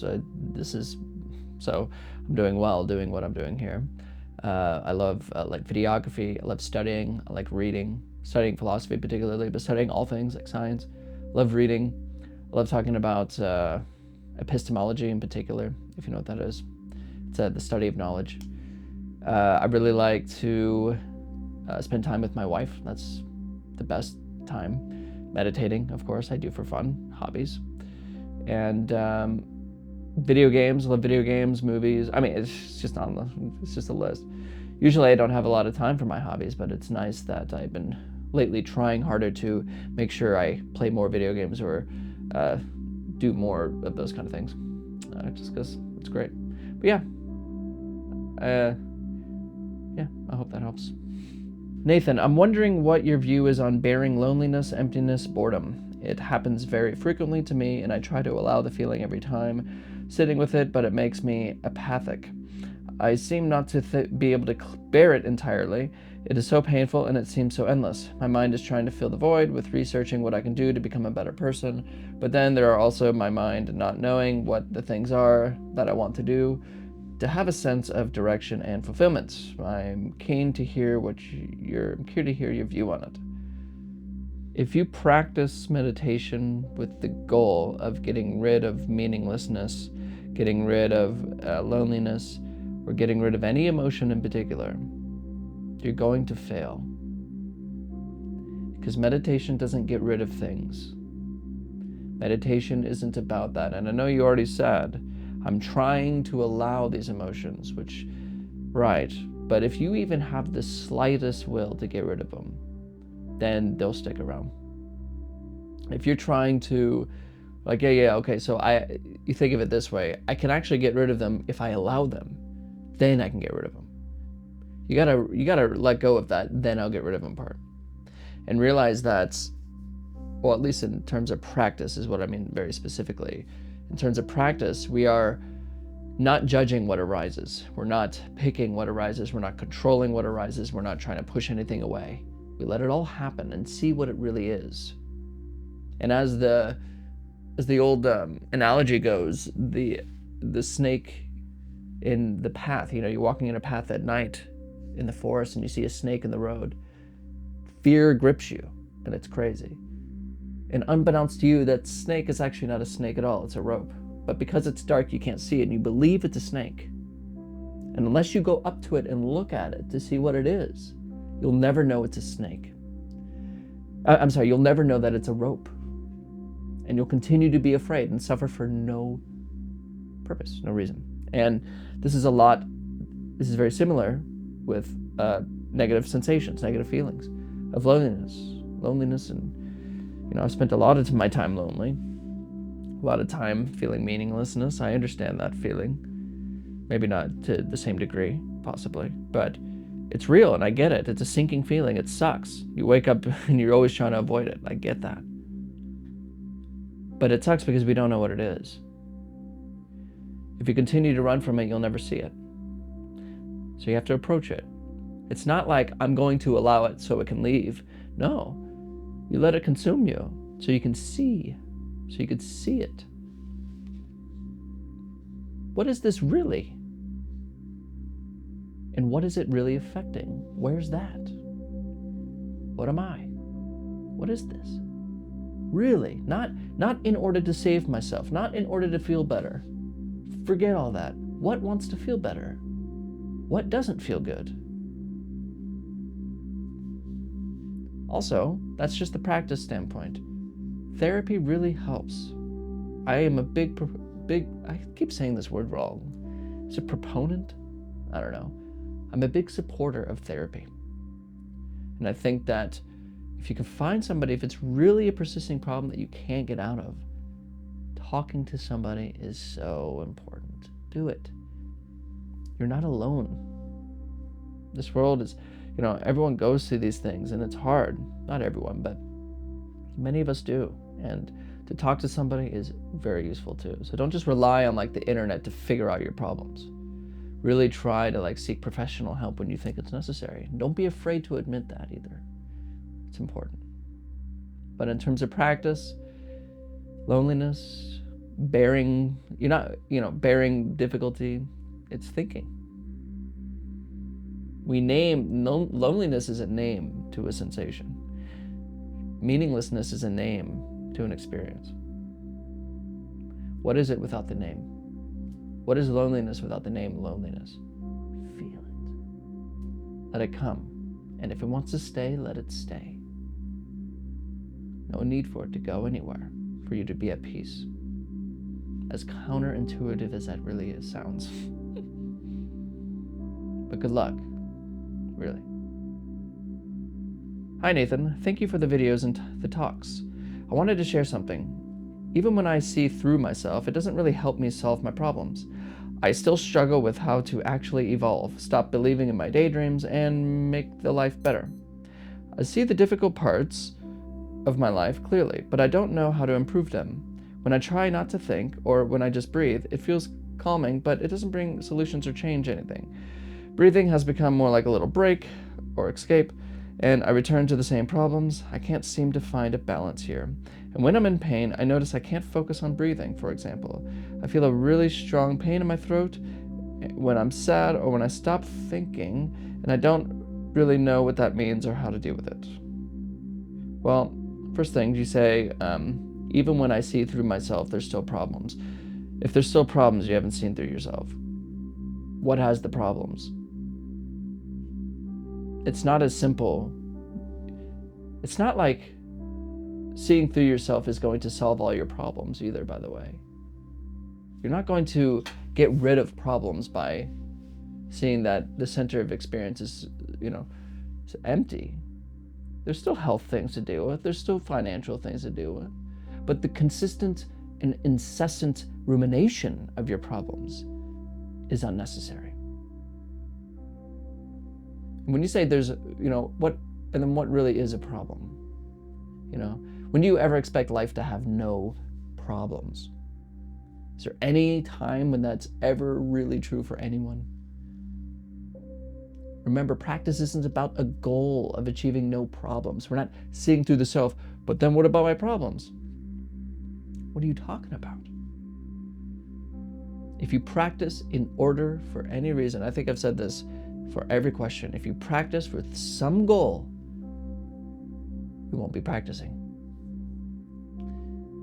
And you say you see through yourself, then the question of what your problems are you would see that that's a meaningless question. But because it's there, then you haven't seen through this self. Probably.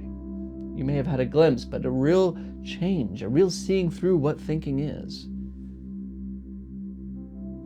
It's just this. And you mentioned try not to think. We're not trying not to think. That's a big mistake. We're not forcing anything. We're not gaining anything. We're not controlling anything. We're not doing any of that. What is this? If this simple point isn't understood, then you'll be chasing your tail your entire life.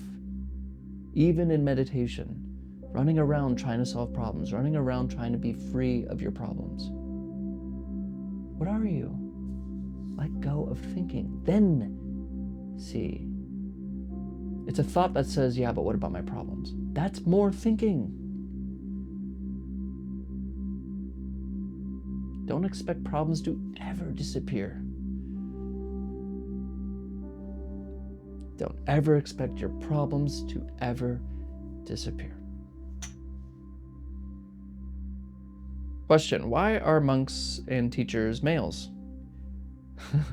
Well, maybe there's just more males in the biz. No, I think, of course, that comes a lot from tradition. Traditionally, Buddhism and Eastern religions, very patriarchal. Yeah, so many words I don't know, I guess. But yeah, it's very heavily male-based, and even to this day, it's like that. Ajahn Brahm in Australia, he was criticized for ordaining women as bhikkhunis, and that's people really frowned upon him, a lot of people, because it is a very patriarchic kind of thing. But even in the non-Buddhist world, a lot of teachers are men, and that's true. However, there are a lot of women too. One of my favorite teachers in the world is Samanera Jayasara, and she's also in Australia, but at a hermitage, and she's one of the most beautiful, gifted teachers about meditation that I've ever seen. You should check her out. She's on YouTube. Also, the woman she's also with, I think her name is Jittanindra. I can never say her name correctly, but she's also a beautiful teacher. She does live guided meditations all the time on their channel, Samanera Jayasara. Also, I forget her name. Poemach somebody. I always forget her name because it's so similar to another name. But there's a woman, a monk, who spent 12 years in the Himalayas, and she's an active teacher to this day, specifically teaching women in Buddhism. She is actually on a kind of a mission to bring more women into ordination, even talking with the Dalai Lama to try to get more women ordained as bhikkhunis, which just means like nuns. And yeah, and she wrote, if you want to read anything about her, she wrote this, she has a book written about her called 12 Years, what was it? 12 Years, oh no, A Cave in the Snow. A Cave in the Snow. An incredible book. You should definitely check that book out. Very Buddhist, but she's an incredible teacher as well. So there's a lot of teachers. There really are. You just gotta look. Thank you, Nathan, so much. It's great to start the day like this. Yesterday, you encouraged to ask a question. Here's what's on my mind for quite some time now. What's that feeling that I feel so often, and especially when I meditate? It's like absolutely everything, all of the emotions and realizations are amplified within one single moment and making my tears flow. And I feel bittersweet happiness, like when in the movies something is sad but also beautiful at the same time, and it makes makes eyes teary. I wonder often what that might be, and if someone else is experiencing something similar. Many, many thanks. You know, when you start to see through the boxes we put ourselves in all the time, it is tremendous relief. It is very hard to explain. But actually, I like your explanation of in a movie where it's sad, but it's so meaningful. And I'm very careful to use kind of these words, but there's like a sense of sacredness that shows up. I remember my first kind of breakthrough experience with this. I was crying for weeks. Not sad, but just blown away by this moment. I know it sounds so silly, but I would just be driving to work in the morning and just looking at the trees, and just all of a sudden it's so clear, it's so right. There's just no other word to say it. Sacred's a great word. Everything's so sacred. And not a word can touch it. Not a word can make sense. So this is a kind of a good thing. You know, I would start crying all the time during practice. When you start finally letting go of all of this crap, all of this stuff that we hold on to dearly, thinking it's going to help us. It's like the most profound, sacred, it's like waking up in the worst dream in the world. It's better than heaven. It's better than nirvana. You know, it's just a state of letting go, and it's a good sign. It probably means that you have actually let go to a large extent. The only thing now is don't be seeking it. Don't be seeking that sacredness anymore. Don't be trying to get back to that place. That will be a hindrance in itself. So just continue the practice regularly and let those barriers come down and see the world as it really is. Hi, Nathan. I don't know if you have covered the topic of lucid dreams and meditation in the questions and answer session, but have you any thoughts on this? I had a dream last night where I realized I was dreaming, that it was just my thoughts, and instead of waking up, I stayed with the dream for a few moments longer. At least I think I did. So I was just wondering your thoughts on this. If you have already spoken about this, I'll go back over and listen. Thank you. Lucid dreaming is really cool. Very, very cool. As rare as it is for some people have never experienced it, but to be able to just be like, oh, I'm in a dream. But wait a minute, I can do anything. Because you can really control it. You can literally experience anything. which is crazy. But no, I actually don't think, I don't know. I don't know if it matters to meditation. I remember once I heard Sam Harris talking about lucid dreaming and how it could be an interesting experience if you lucid dream, but in the middle of that dream you sit down and try to practice. You sit down to meditate. Then interesting things can happen, and that happened actually semi recently, like a year or so ago. I remember him saying that, and I out of nowhere started lucid dreaming. I was like, oh, I'm doing this, and I immediately was like, oh yeah, and I sat down and practiced. I went boom, and right as my butt hit the ground, I woke up. So I don't have a lot of experience with it, and I don't know really what benefits it has, and I don't really think it matters. The best lucid dream, well, the best thing is to always be waking up. So even, thoughts taking us over is a lot like a dream, where we're kind of just taken along for a ride and don't know where it goes. But waking up from that is, of course, always amazing. So, but yeah, sorry for if that's a mundane answer.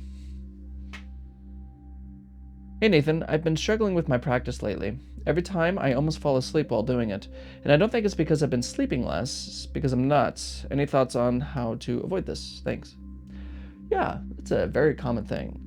In fact, in Buddhism, I think one of the 3 demons, or 4 demons, I'm not a Buddhist, but one of the biggest demons they call is the demon of sleep, because it can be a very big hindrance for practice. You want to practice, but you're just nodding off, and that's a thing.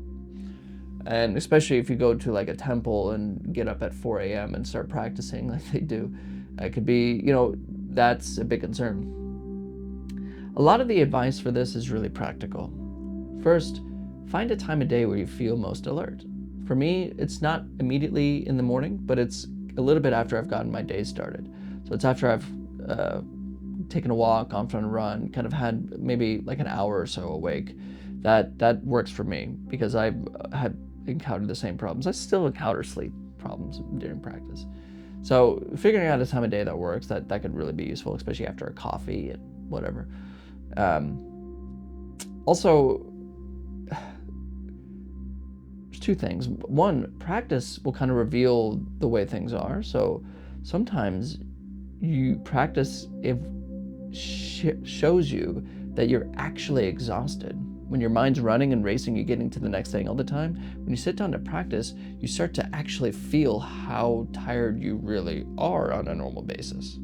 How much of your energy you're spending thinking and planning and worrying and gaining and struggling and solving, So it can just be also that you're seeing more clearly how you normally are, how you normally feel. So that could be a factor.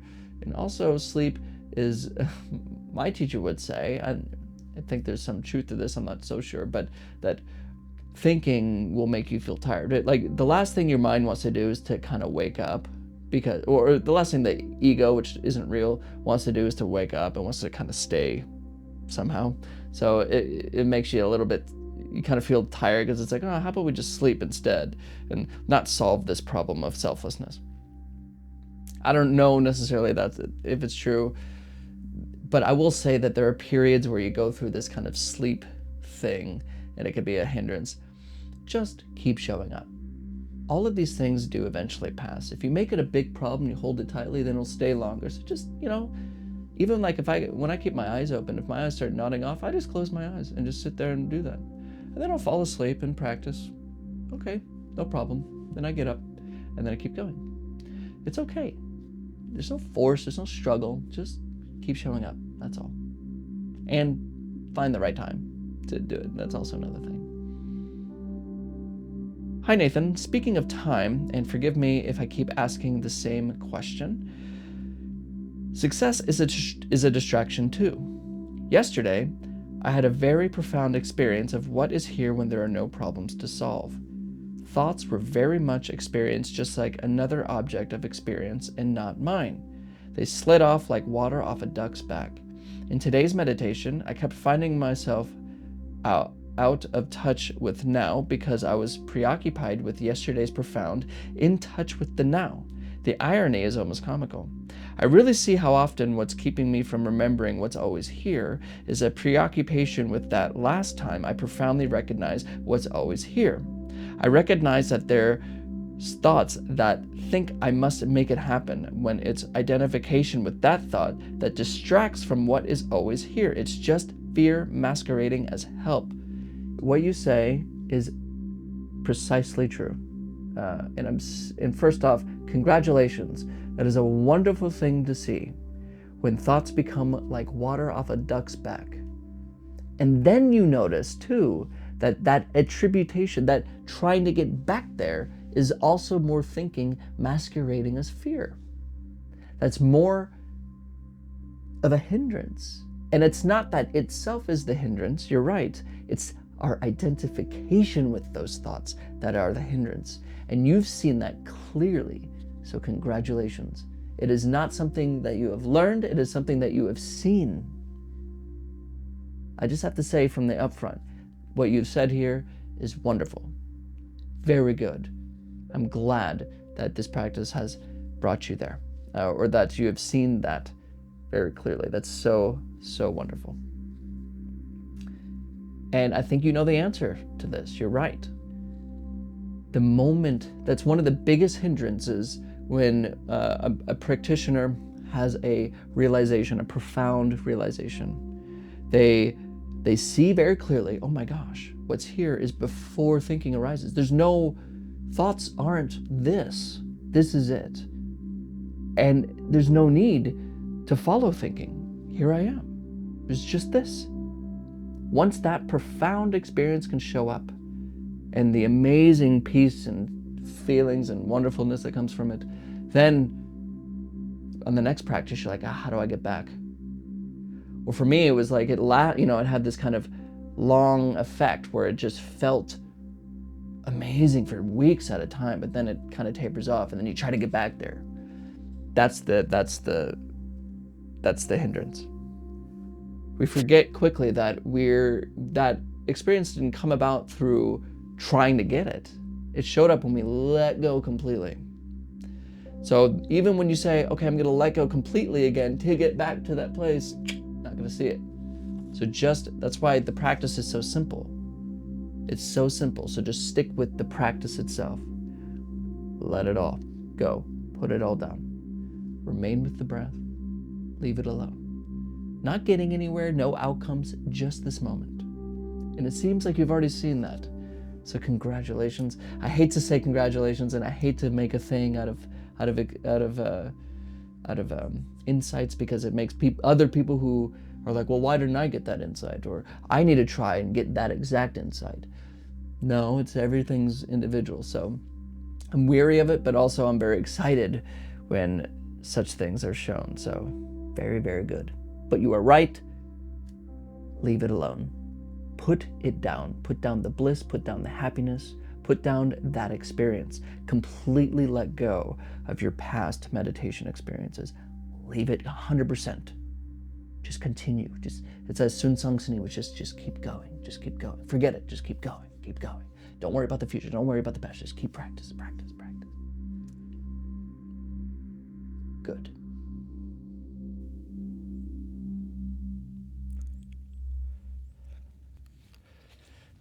All right, well, that's all the questions.